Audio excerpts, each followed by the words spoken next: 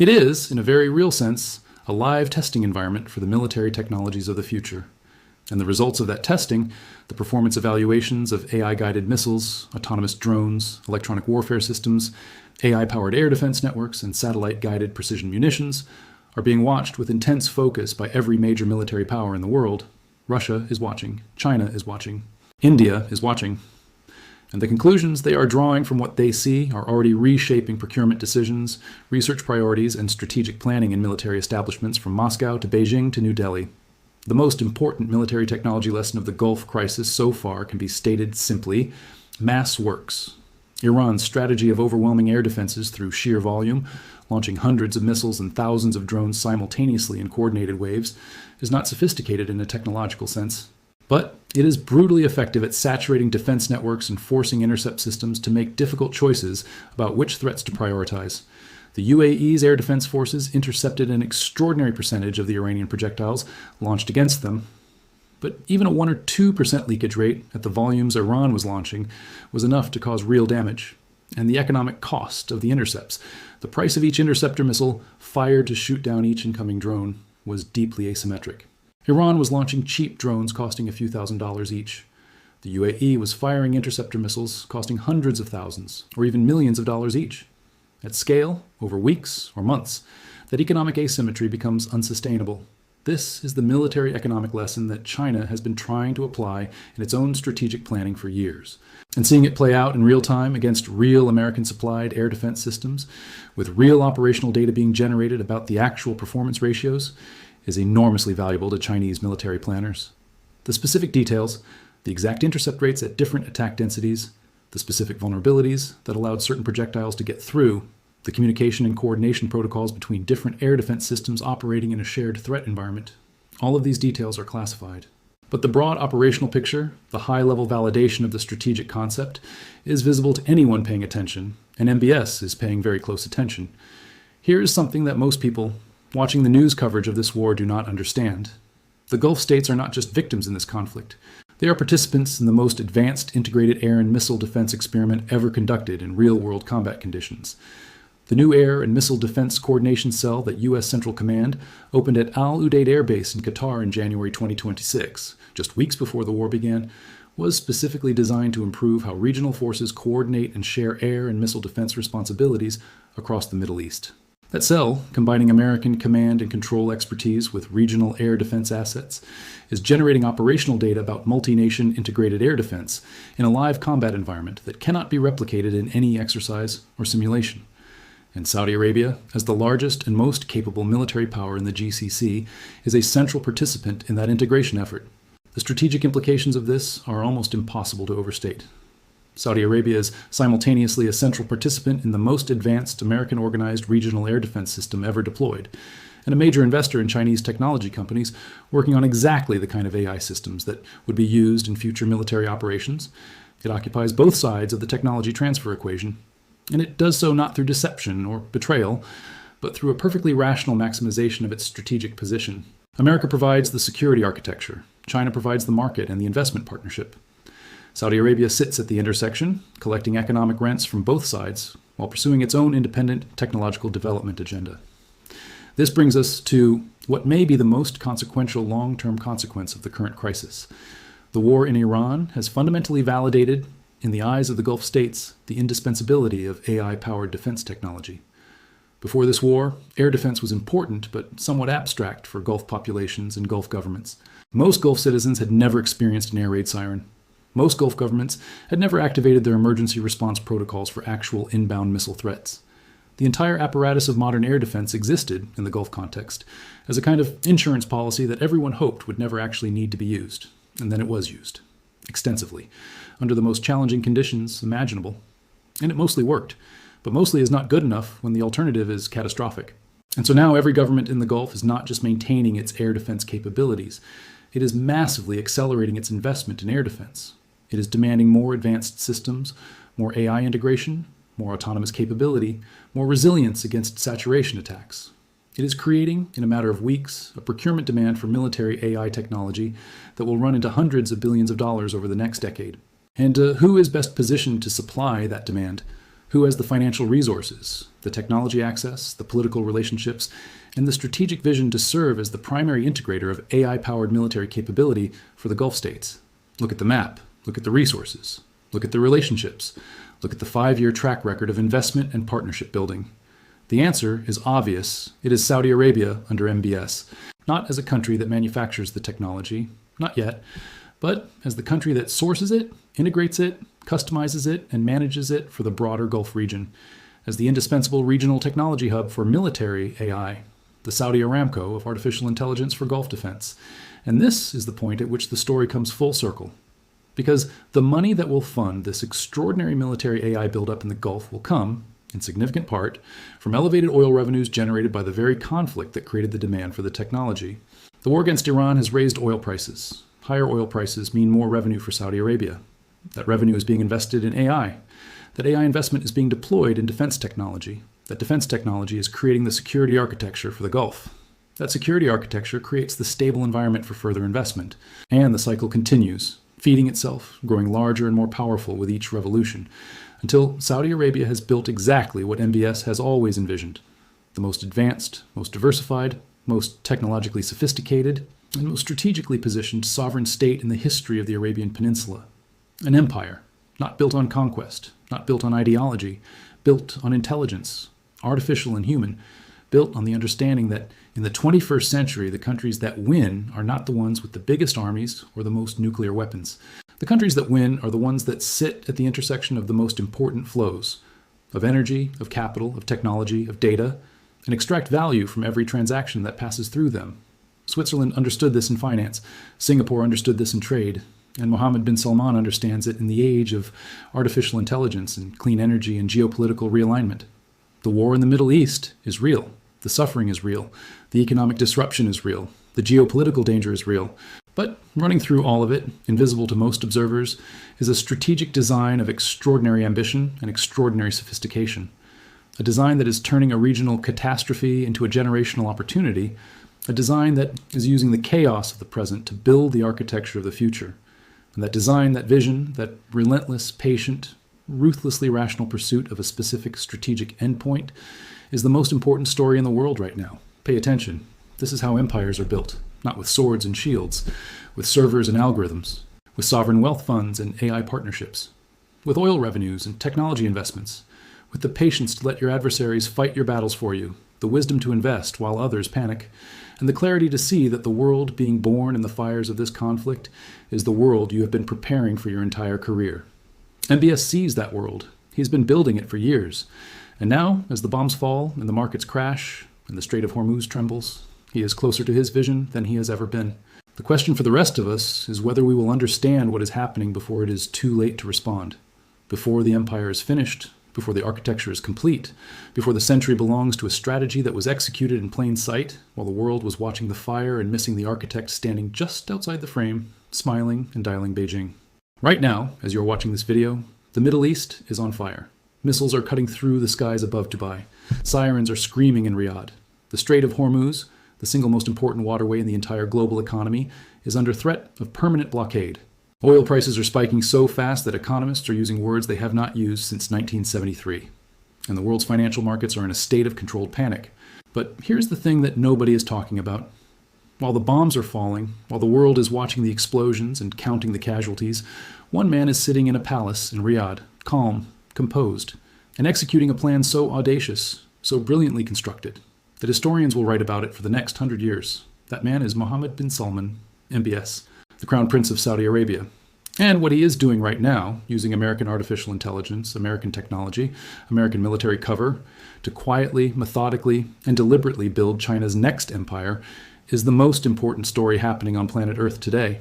And by the end of this video, you will understand exactly how he is doing it, why the United States is not only allowing it, but actually funding it, and what it means for every single person watching this video right now, no matter where you live in the world.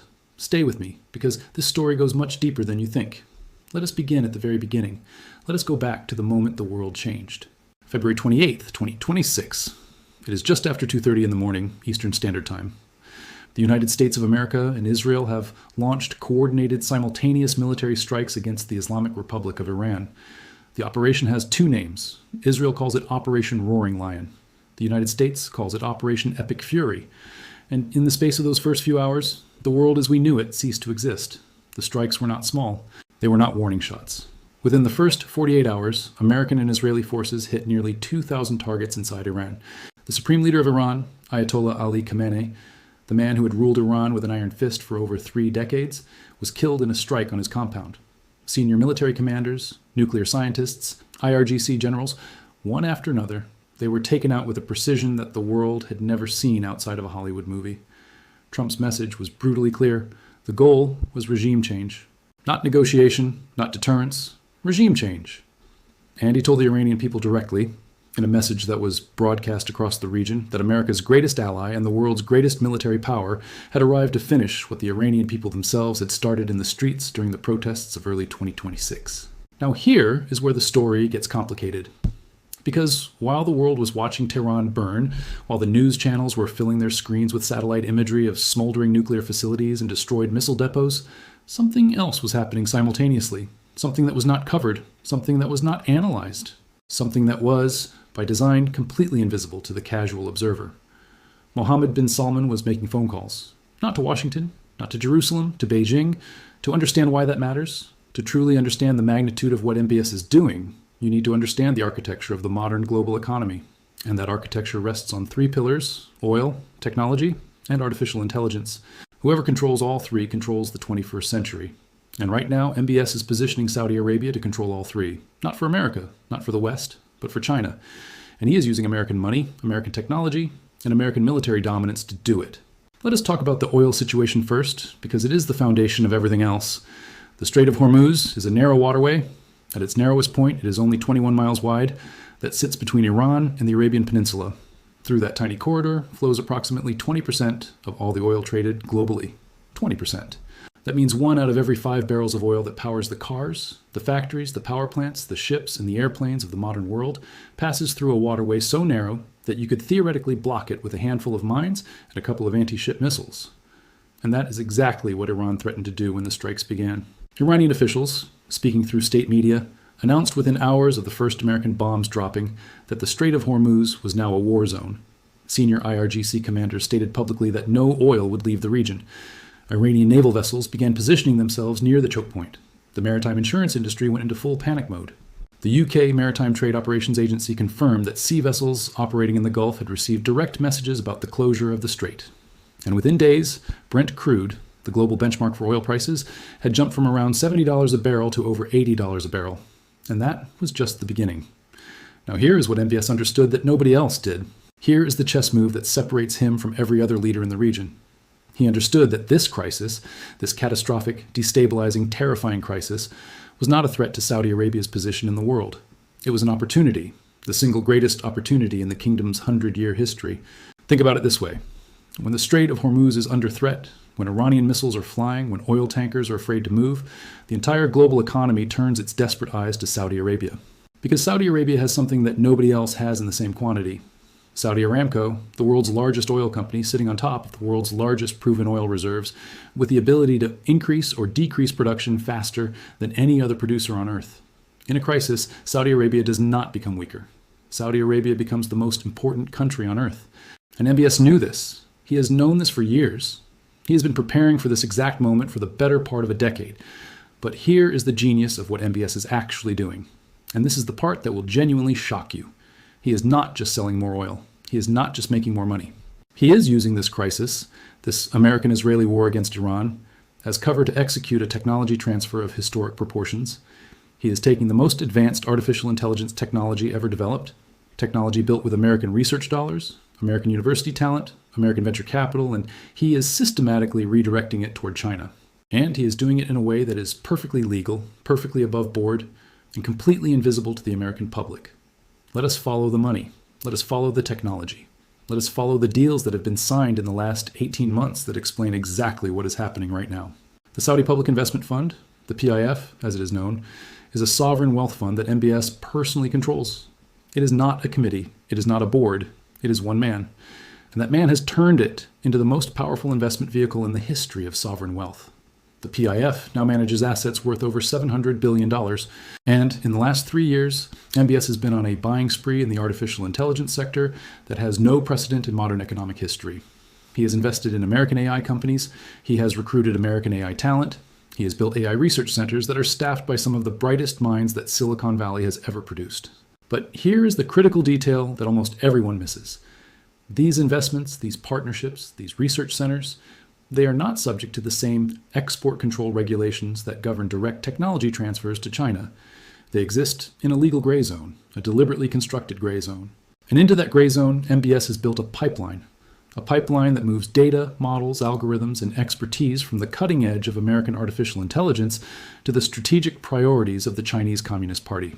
Not through hacking, not through espionage, through investment, through partnership.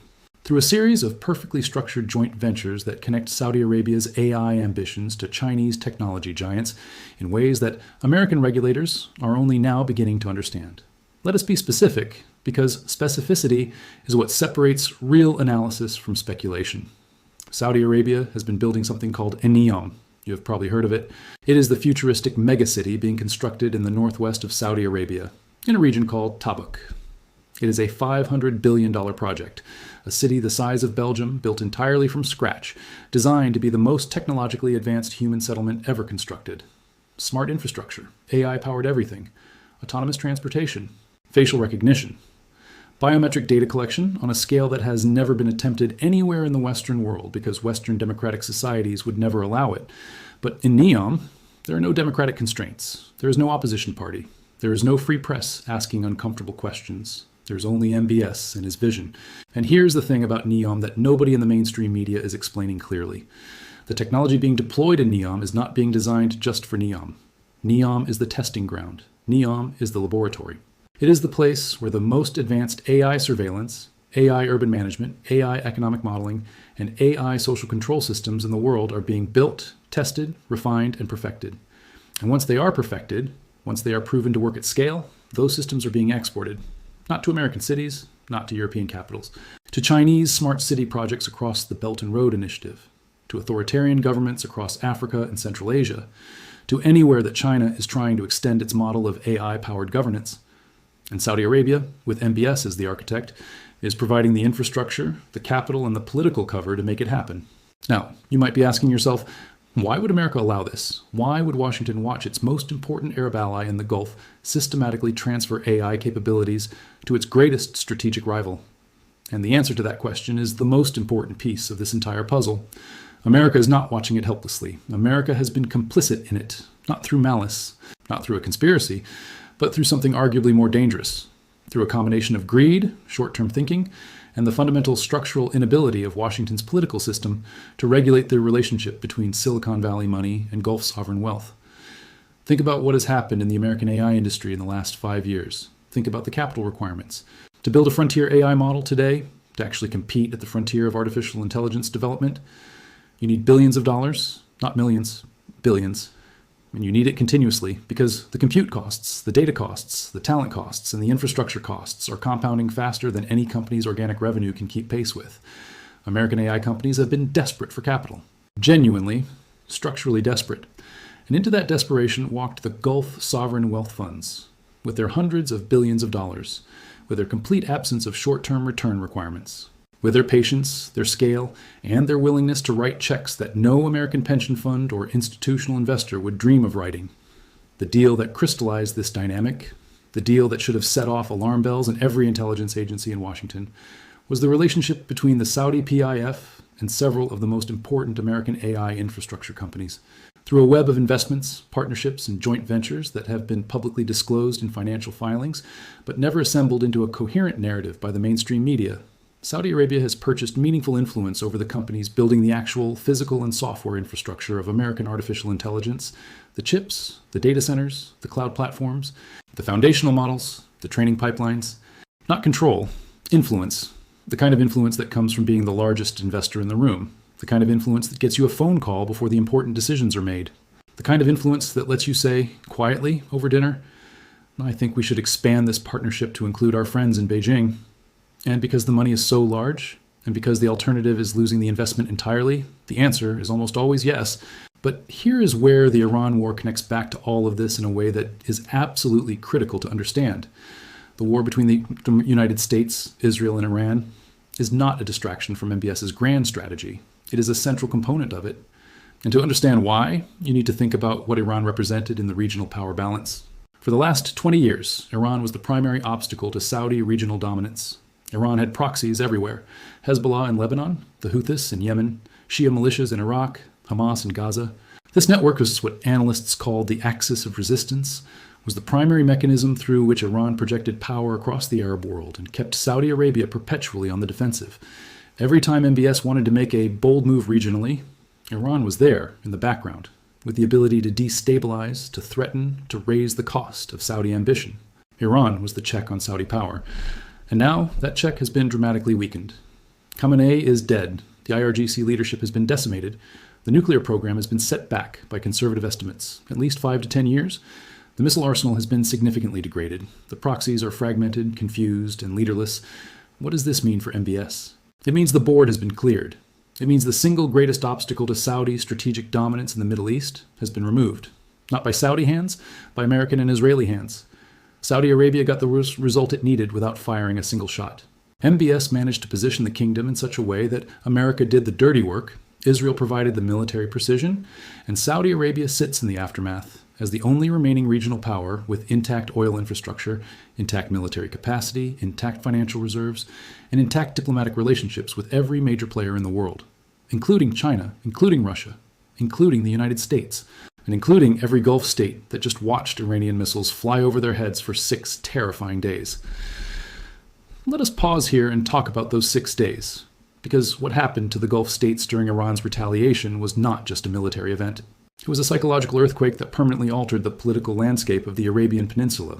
When the first Iranian missiles started falling on February 28th, the Gulf Cooperation Council states, the UAE, Qatar, Kuwait, Bahrain, and Oman, were caught in a position that was genuinely terrifying. They had not asked for this war. They had actively tried to prevent it. Oman had been serving as the diplomatic back channel between Washington and Tehran. Qatar's foreign minister had been on the phone with Iranian counterparts trying to de-escalate.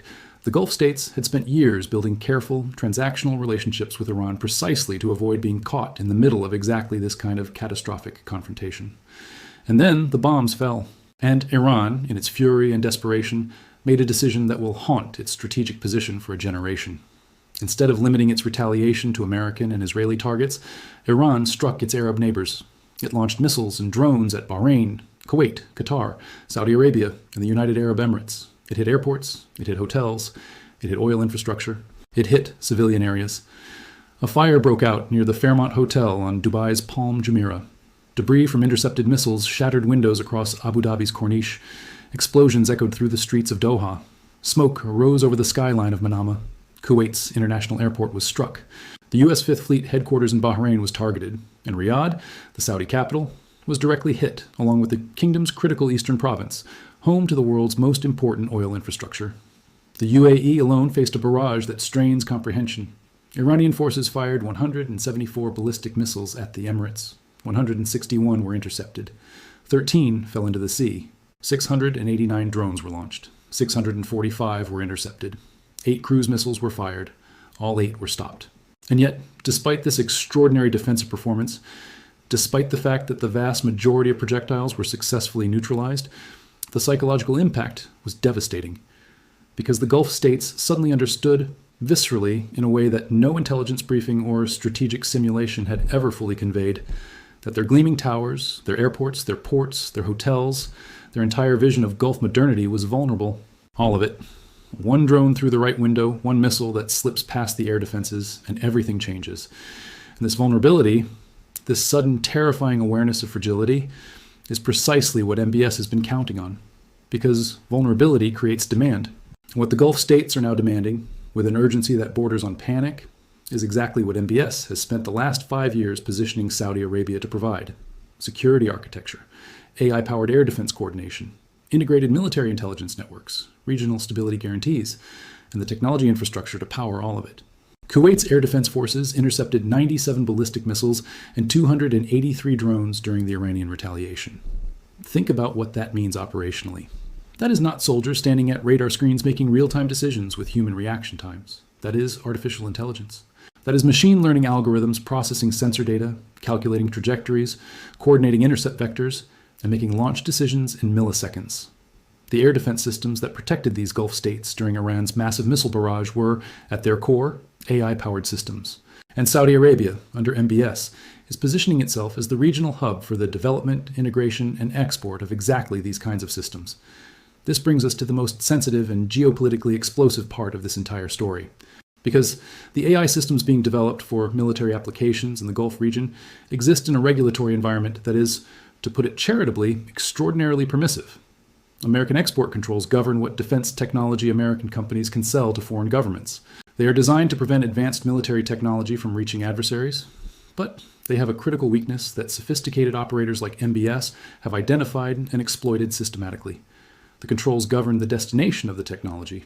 They do not govern what the destination does with the technology once it arrives. So a Saudi Arabia that is a trusted American ally can legally receive advanced AI-enabled defense systems from American companies.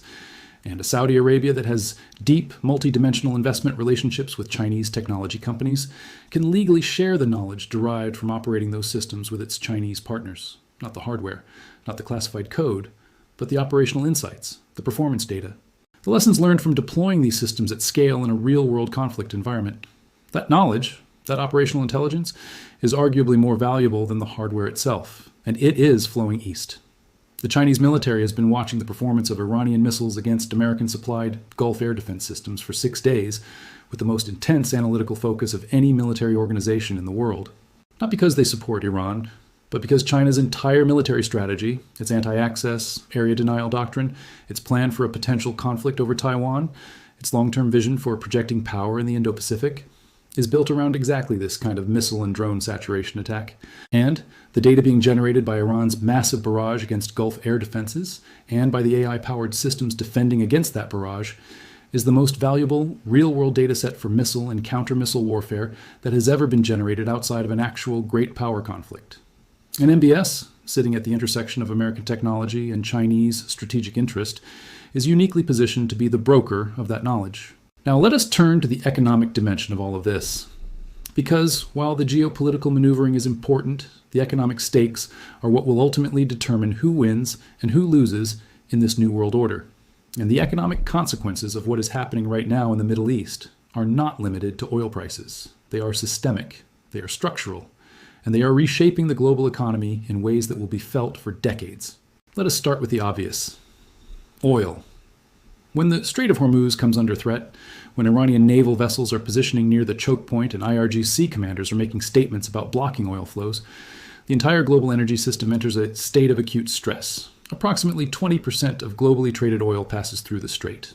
But more importantly, approximately 35% of all liquefied natural gas, the fuel that heats European homes, powers Asian factories, and runs the turbines that generate electricity for hundreds of millions of people, passes through the same narrow waterway. A full strait closure would not just spike oil prices. It would create energy shortages in Europe that would rival the worst of the Russian gas crisis. It would force Asian manufacturing economies to make impossible choices between keeping the lights on and keeping the factories running. It would trigger a cascade of economic pain across the global economy that would make the inflation of 2021 and 2022 look mild by comparison. The markets understood this immediately. The moment the strikes began, the moment it became clear that this was not a limited strike, not another carefully contained exchange of fire between two adversaries, careful not to escalate too far, but a full-scale war aimed at regime change. The financial markets began pricing in scenarios that they had previously considered too extreme to model seriously. Stock markets fell. Bond yields spiked in some markets and collapsed in others as investors fled to safety. The aviation sector, already reeling from the closure of Gulf airspace over Qatar, the UAE, Bahrain, and Kuwait, began issuing profit warnings. Insurance premiums for ships transiting the Gulf skyrocketed.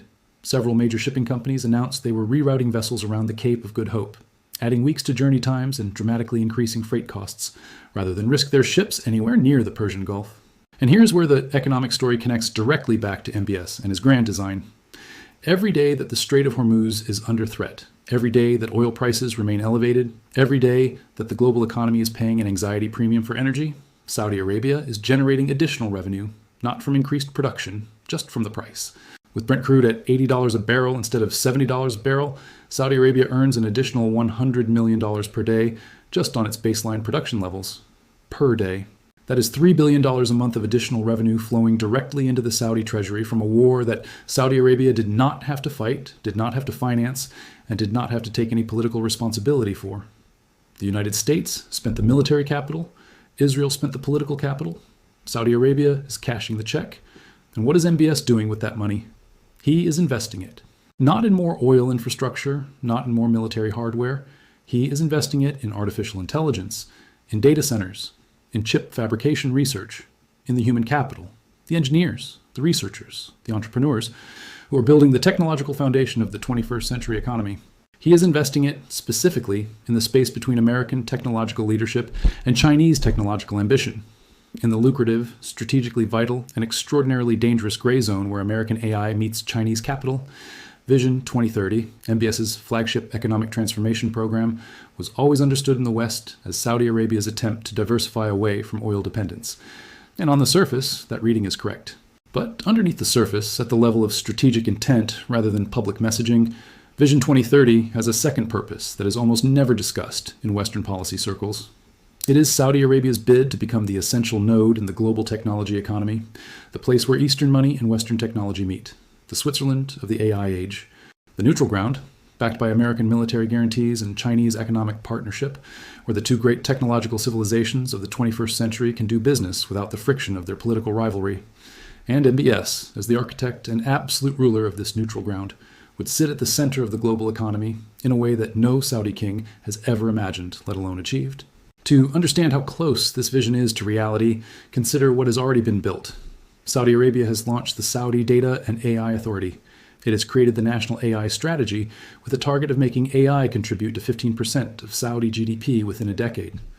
It has invested in companies across the entire AI stack, from semiconductor design to foundation model training to AI application development.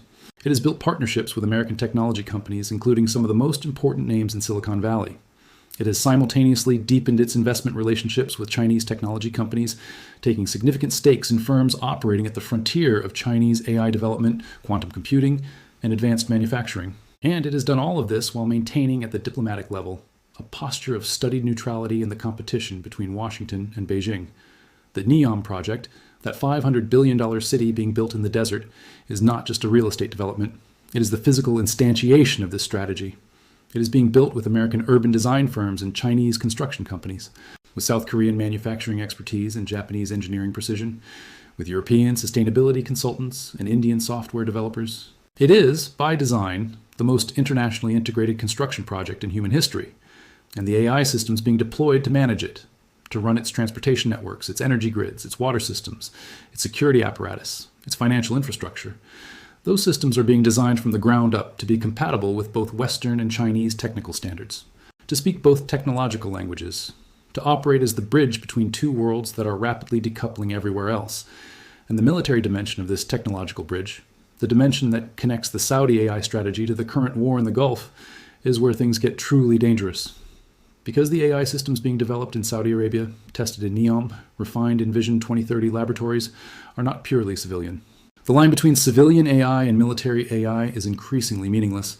The same algorithms that optimize a city's traffic flow can optimize the routing of military convoys. The same computer vision systems that manage a smart city's security cameras can identify military targets from satellite imagery. The same natural language processing systems that power a country's digital government services can analyze intercepted communications and produce intelligence summaries. Artificial intelligence is inherently dual use. And MBS understands this better than almost any other leader in the world, because his advisors include some of the most sophisticated AI researchers and technology strategists on the planet. Now, let us talk about something that has not been discussed enough in the context of this war. Let us talk about what China is actually doing right now, and why MBS's positioning is so perfectly calculated to serve Chinese interests at exactly this moment in history. China has been watching the American-Israeli war against Iran with extraordinary attention. Not because China supported Iran. Beijing has been careful to publicly call for restraint and de-escalation from all sides, in its typical diplomatic fashion. But because this war is generating data, insights, and strategic lessons that are directly relevant to China's own military planning for a potential conflict in the Taiwan Strait. The parallels are not exact, but they are significant enough to matter enormously to Chinese military planners.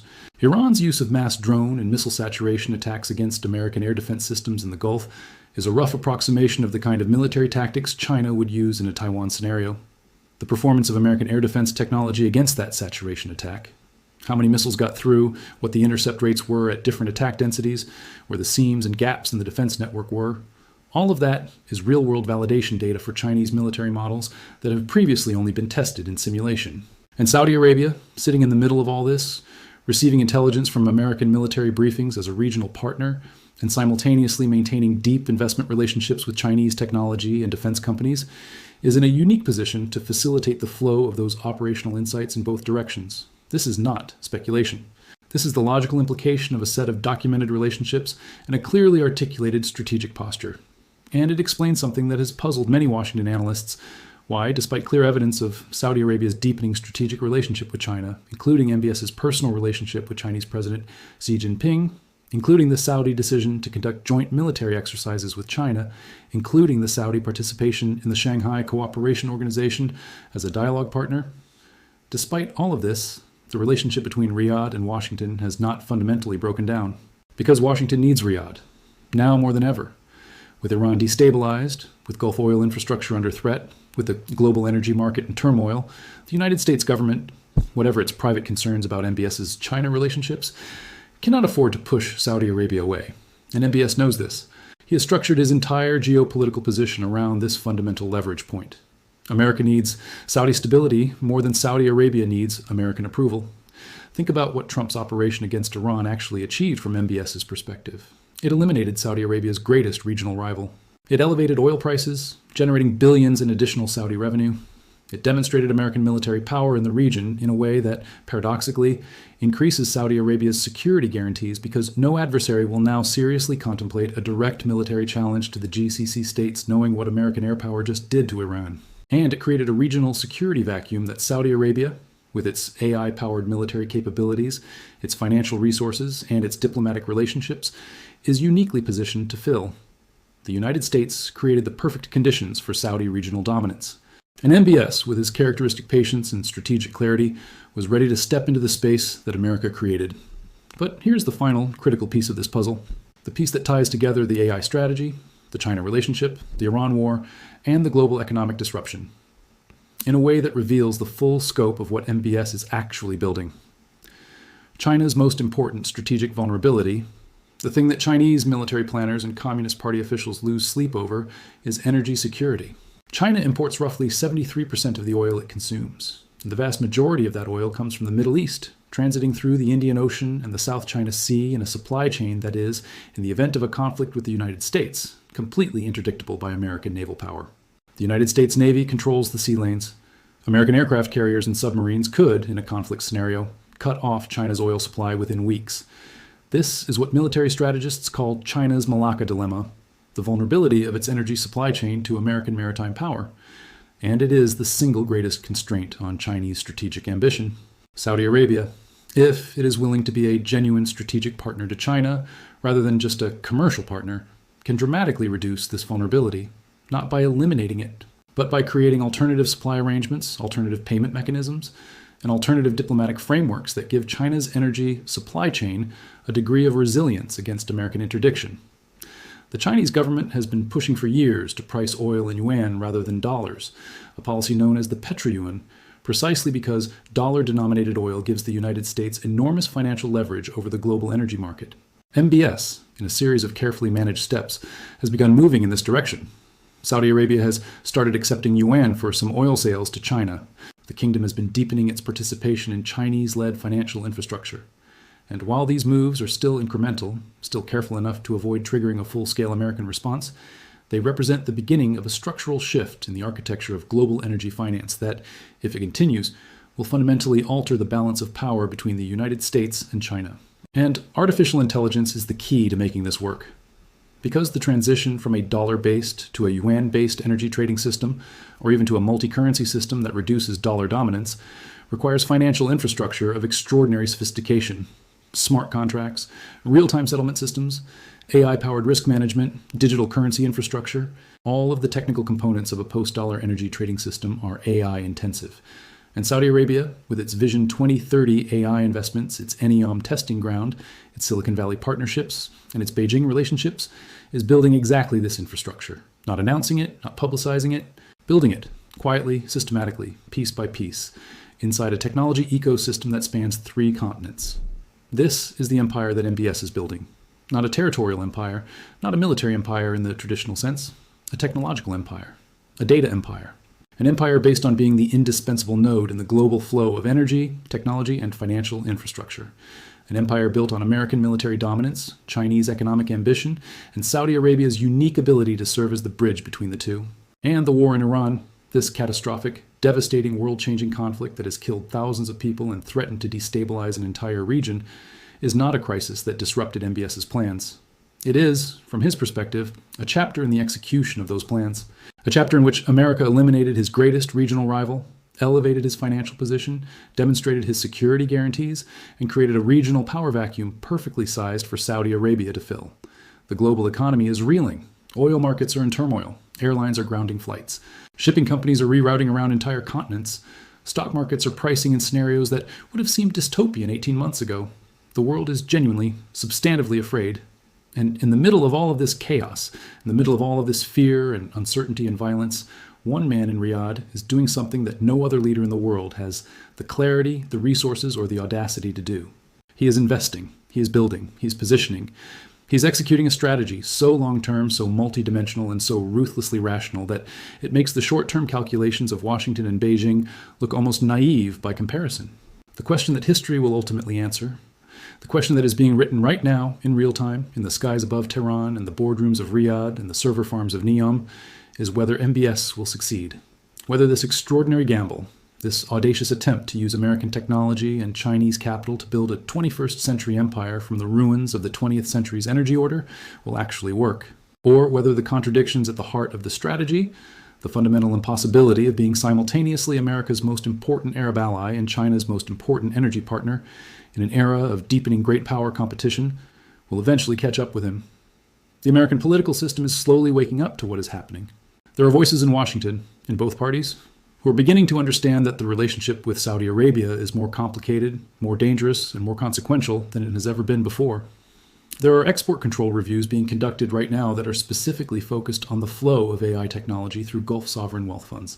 There are intelligence assessments being prepared that map the connections between Saudi investment vehicles and Chinese technology companies.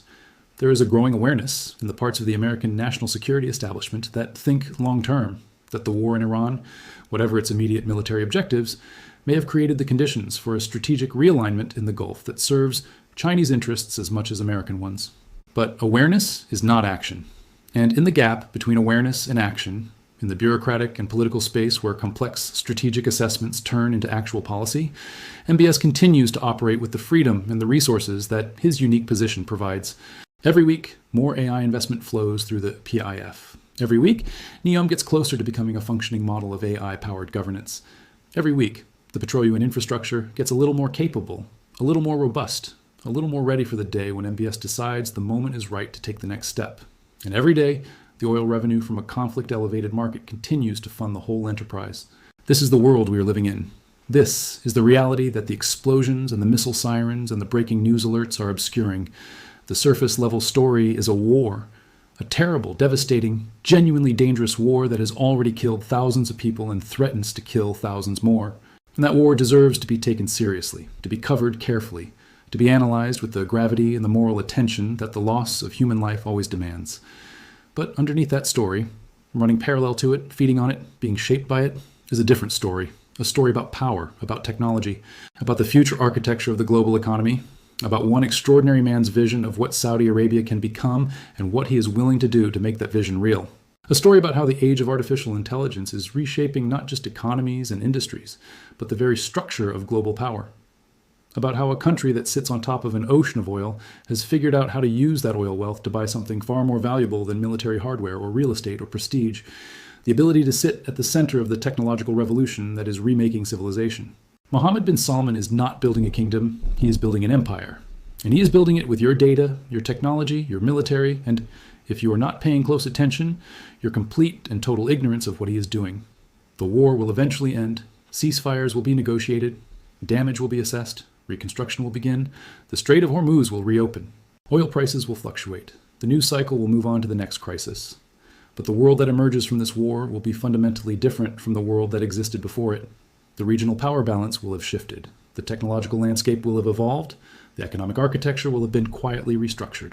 And sitting at the center of that new world, patient and precise and relentlessly strategic, will be Mohammed bin Salman.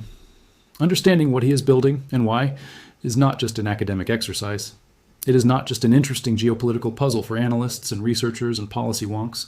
It is essential knowledge for anyone who wants to understand where the world is going, where the money is going, where the power is going, and where the future is being made.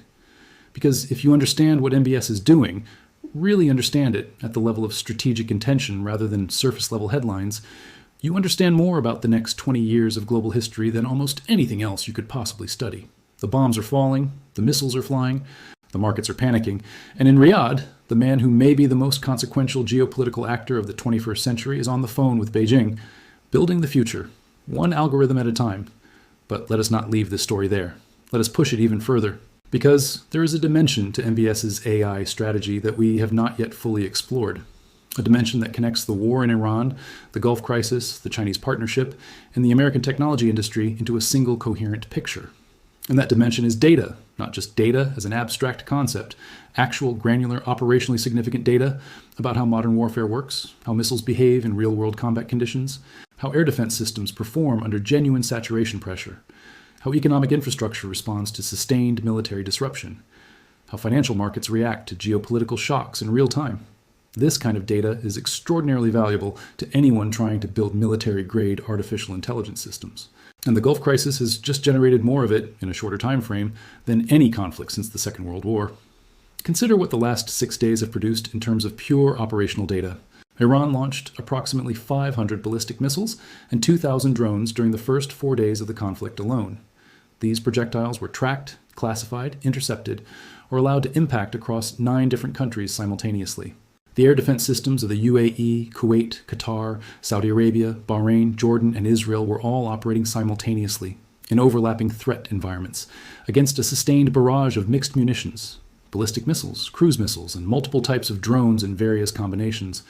The radar signatures, the flight profiles, the impact patterns, the intercept geometries, the failure modes, the success rates, all of this was recorded, all of it was analyzed, and all of it feeds, directly and immediately, into the training datasets for the next generation of AI-powered air defense systems. The United States military has been collecting and analyzing this data. Israel has been collecting and analyzing this data. And the Gulf states, which are now operating some of the most advanced American-supplied air defense systems in the world, have also been collecting and analyzing this data. And herein lies the connection that should concern American policymakers more than almost anything else. Because the Gulf states, and Saudi Arabia in particular, are not just passive consumers of this data. They are active participants in a broader technology ecosystem that includes Chinese partners. The AI research institutes being built in Saudi Arabia, the joint ventures being funded by the PIF, the talent exchange programs connecting Saudi universities to Chinese technology companies, all of these create legitimate legal pathways through which the operational insights from the Gulf air defense battle can find their way into Chinese military AI development programs. Not the classified raw data, the insights, the lessons, the understanding of what works and what does not. That knowledge transfer, conducted through the perfectly legal channels of academic collaboration and commercial partnership, is worth more to China's military AI program than almost any amount of traditional espionage. Now, let us think about the broader technology race that this war is accelerating. The conflict in the Middle East is not just a regional crisis.